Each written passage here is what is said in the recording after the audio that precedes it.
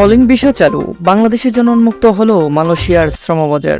মালয়েশিয়ায় বাংলাদেশিদের জন্য বন্ধ থাকা কলিং ভিসা চালুর খবর পাওয়া গিয়েছে। এর ফলে দেশটির পাম বাগানে শ্রমিক হিসেবে বাংলাদেশি কর্মীরা যেতে পারবে। মঙ্গলবার 17 সেপ্টেম্বর এক বিজ্ঞপ্তিতে এ তথ্য জানিয়েছেন মালয়েশিয়াস্থ বাংলাদেশ হাই কমিশন। মালয়েশিয়ার নিয়োগকারী প্রতিষ্ঠানের উদ্দেশ্যে ম্যানুয়াল পদ্ধতি চাহিদাপত্র সত্যায়ন করার ঘোষণার মধ্য দিয়ে বন্ধ থাকা কলিং ভিসা আবারও চালুর বিষয়টি নিশ্চিত করল বাংলাদেশ হাই কমিশন। চলতি বছরের 16 জানুয়ারি মালয়েশিয়া বিদেশ কর্মী নেওয়ার নীতিগত সিদ্ধান্ত নিলেও বাংলাদেশি কর্মী নেওয়ার বিষয়টি এবারই জানা গেল। বাংলাদেশের রাজনৈতিক পট পরিবর্তনের পর ডক্টর মোহাম্মদ ইউনূস নেতৃত্বাধীন অন্তর্বর্তীকালীন সরকার গঠনের পর এমন সিদ্ধান্তের কথা জেনে উৎফুল্ল মালয়েশিয়াস্থ প্রবাসী বাংলাদেশিরাও। বিজ্ঞপ্তিতে বলা হয়েছে, উপযুক্ত বিষয়ের পরিপ্রেক্ষিতে জানানো যাচ্ছে যে মালয়েশিয়া সরকার নতুন করে তাদের পেনশন সেক্টর বিদেশি কর্মী নিয়োগের সিদ্ধান্ত গ্রহণ করেছে।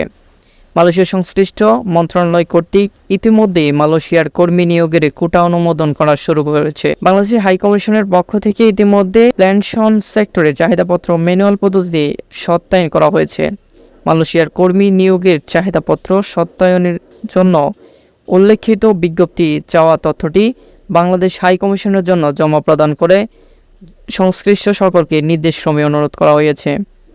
দেশটির নিয়োগকারী প্রতিষ্ঠানের জন্য বাংলাদেশ হাই কমিশনের পক্ষ থেকে যেসব তথ্য চাওয়া হয়েছে সেগুলো হলো: কোম্পানির অনুমোদনপত্র, কমপক্ষে কোম্পানির একজন কর্মচারী হতে হবে ম্যানেজার পর্যায়ে, সত্যায়ন ফির মূল ব্যাংক স্লিপ, শ্রমিকদের সবশেষ বেতন স্লিপ, 4-5 জন শ্রমিকের নমুনা বেতন স্লিপ, কোম্পানির পটভূমি তথ্যের একটি প্রোফাইল যেখানে উল্লেখ থাকবে বিদ্যমান শ্রমিকের সংখ্যা, দেশ ও বিদেশি শ্রমিকদের 2-3 জনের ফোন নাম্বার, কোম্পানির ব্যাংক স্টেটমেন্ট বিগত 3 মাসের যেখানে 100 শ্রমিকের জন্য ন্যূনতম ব্যালেন্স থাকতে হবে 2 লাখ মালয়েশিয়ান রিঙ্গিত।